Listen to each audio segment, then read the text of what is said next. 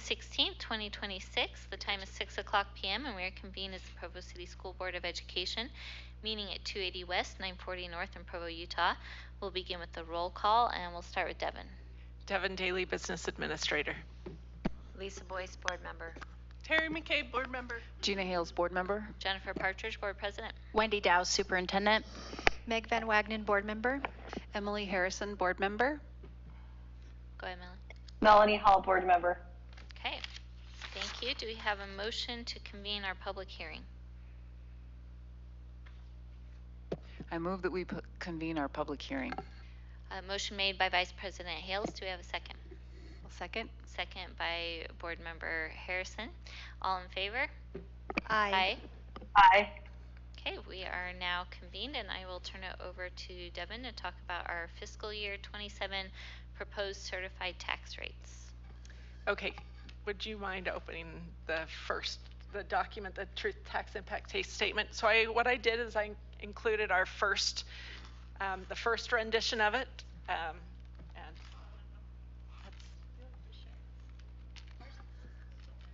we can move this over so if there's any questions. Oh, the monitor. Yeah, mine isn't working. That's okay, I can look up. So you can see this is our original tax impact statement that we had. So an increase, a 4% increase in total revenue with an estimated change in rates from 0.006922 to 0.007220. So as the valuations finally came out and the tax rates, the charter school levy and everything came out this last week, you can see with this original plan, because all of this was based on valuations staying pretty much the same. It was going to be an $81.95 difference for homes that were $500,000 and $149 for businesses, and that was for a $500,000 home and business, and that difference, of course, is the exemption. That would provide us with about $4 million of extra revenue, $2.5 million in the general fund, $1.5 million in capital projects, and that's primarily for the interest payment for the lease revenue bond. We will be doing another one next year to pay for that principal payment as another debt, another bond falls off, so we can make that net impact a lot different. We also have a decrease in debt service of $850,900. That was a net increase of $3.1 million, just over $3.1 million. So our second page is where we are currently. And if you have, if you so desire, I do have some printed, which if anybody wants it. So with the growth numbers that we ended up having, from last year to this year, which includes those, I believe includes some of those, the homes on the west side that were added into our tax district. This is going to look way more confusing only because I don't have the basic rate. So I'm using the state guesstimate on the basic rate. We will not have the basic rate until the day after that this is completely due to the county. So I've created a little bit of a guide. So when I'm talking about the current rates, those are the 2026 fiscal year 2025 rates. So our current rate right now is 0.006922, and without the basic rate included, it's 0.005543. So those are the rates that are current for this fiscal year. For next fiscal year, the proposed tax rate with the estimated basic rate is 0.007000. So about 22 increments, 2.5 increments less than what the initial estimation was. So all of this is good news for everyone. So the proposed tax rate for just us is 0.005648. Now what that means is the impact, so the new average home value in Provo is $525,609. We just received that this morning from the county. So all of these numbers are based on if we were using our old rate for the taxes or the new rate. So whether the new rate or the old rate is based on our last year's taxes, or it's based on last year's with the estimated basic rate. So if last year's valuation was 500,000 and this year's it's 525,609, the 525,609 is used for the old rate of what it would be regardless of whether we did a tax increase. So when you look at the difference now with that, the old rate is 2,105 and the new rate is 2,023.59, which is a difference of about almost $23 for a home that's 525,609. Businesses is a difference of $30 and 30,000. That would be great. $30.35, and that's just the district portion. So that's not a difference with the basic rate, but of the district portion, that is what you're looking. Oh, sorry, that is the whole portion. When you drop down the business and home for the old rate and the new rate of just the district portion, it's $30. So for the district ask that we have is a difference of $30.35. Business is about $41. Or $55, excuse me. So you can see the business and home of the district portion and so I know this is a little confusing, but I have to add all of the numbers so that everyone can see what those impacts would be. So our certified tax rate revenue, not including the basic rate, that means what the county has calculated for this year's rate with no tax change, is $63,593,108. The proposed tax rate revenue, not including the basic rate, is $64,950.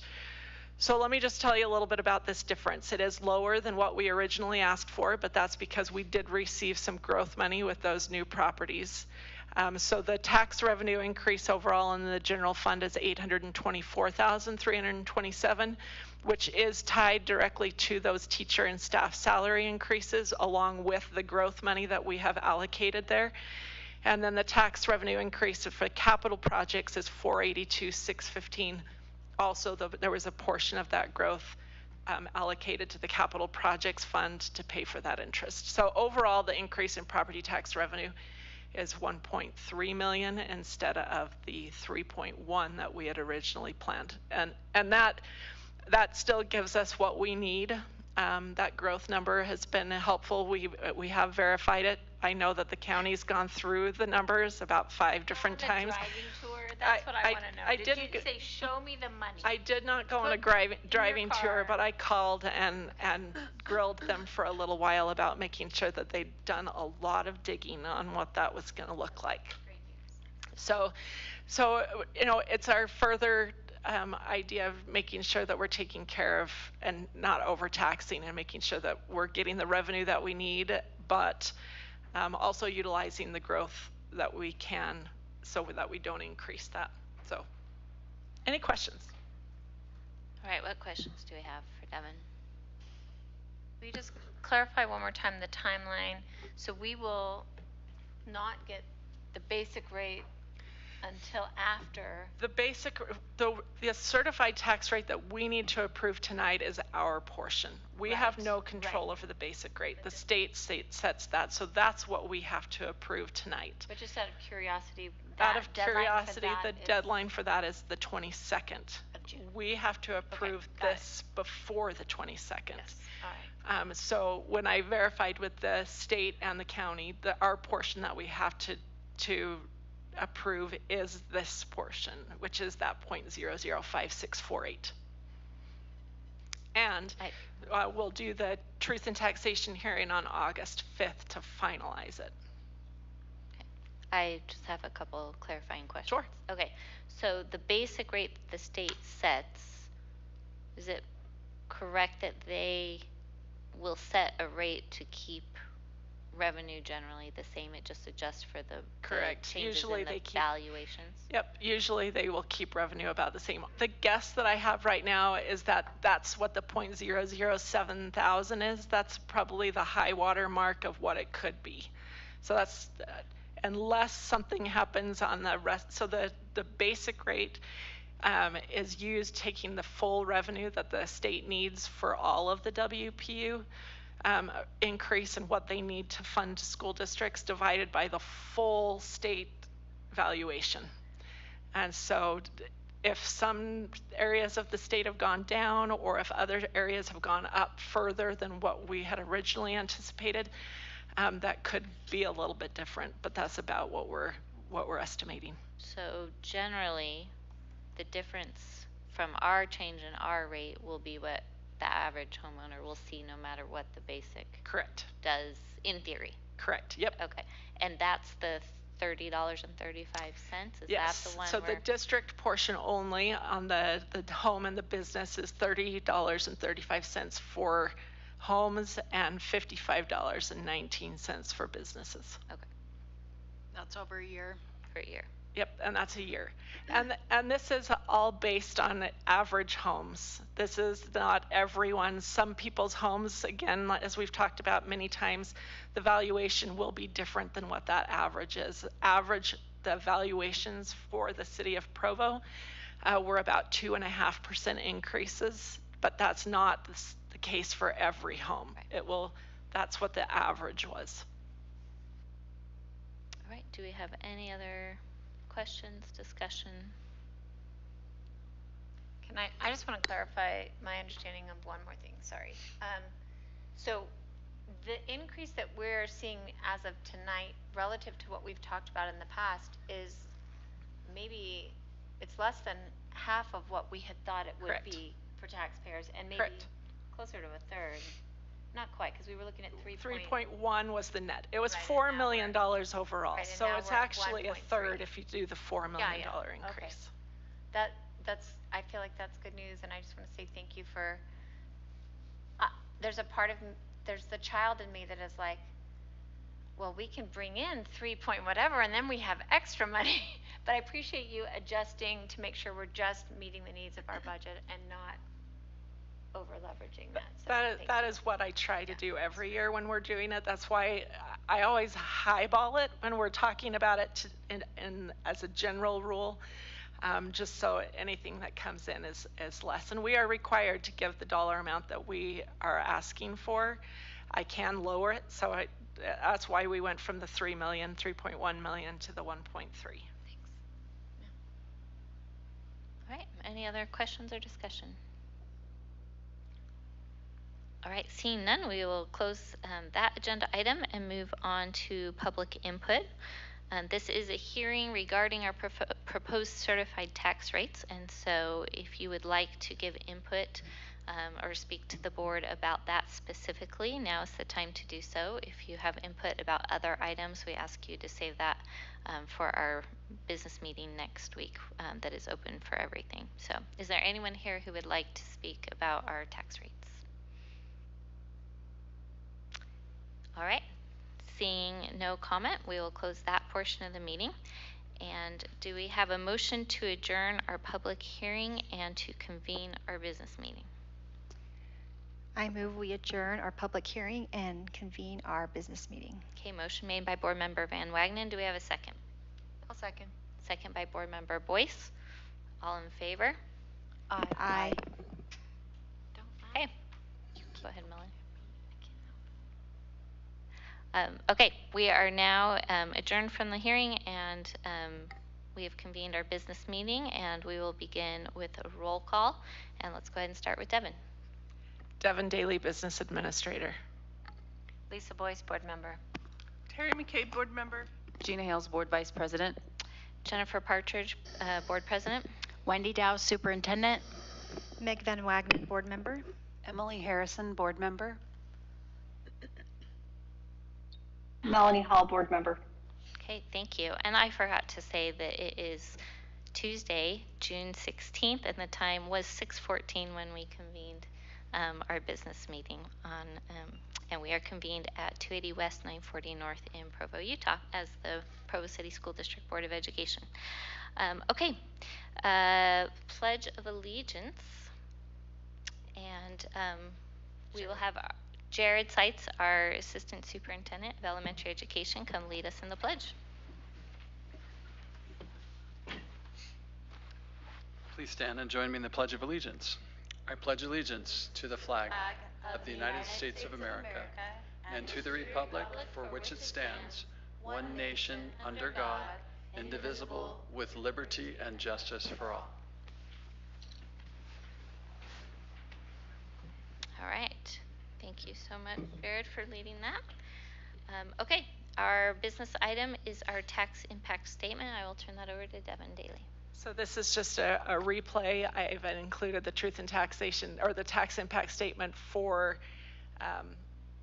both pages, what was originally proposed and the new amounts given the updates in our valuations and the required rates. So that I just need to mention that in a business meeting. So now that there's no vote that has to happen on this part. Just for everyone's information. All right. Okay, is there any discussion on this? Okay. All right, moving on to item number 6, our proposed fiscal year 27 certified tax rates. Is there anything else you'd like to say about So that, Devin? on this one, you can bring up the document that's attached to this. This is the actual county document that has to be approved and signed and returned to them before Monday. So we'll get that on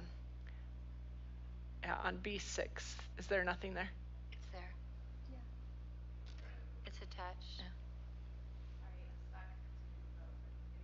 Oh. If you're on your individual computer, it is attached there. So that just shows that 0.005648. That is our district portion of the certified tax rates that we need to approve. All right. Do we have any discussion or questions about this item?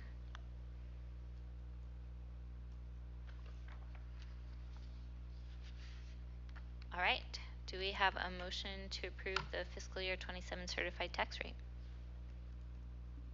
I move that we approve the certified tax rate of 0.005648 as discussed in our meetings tonight, open meetings tonight. Okay, motion made by Board Member Boyce. Do we have a second? I'll second. Second by Board Member Van Wagenen. Any more discussion? Okay, all in favor with aye? Aye. Aye. Oh, do we need to do a roll call vote? Yes, sorry. Yeah. We need to do a roll call vote because we have a member on Zoom. So go ahead, Melanie. We'll start with you. Melanie Hall, aye. Okay. Emily Harrison, aye. Meg Van Wagenen, aye. Jennifer Partridge, aye. Gina Hales, aye. Terry McCabe, aye. Lisa Boyce, aye. Okay, that passes unanimously. And with that, do we have a motion to adjourn our business meeting? I move we adjourn our business meeting. Okay, motion made by Board Member Van Wagenen. Do we have a second? Second. Second by Vice President Hales. We are adjourned, and we will see everyone next Tuesday night on June 23rd for our study session and business meeting. So, thank you. Coming home.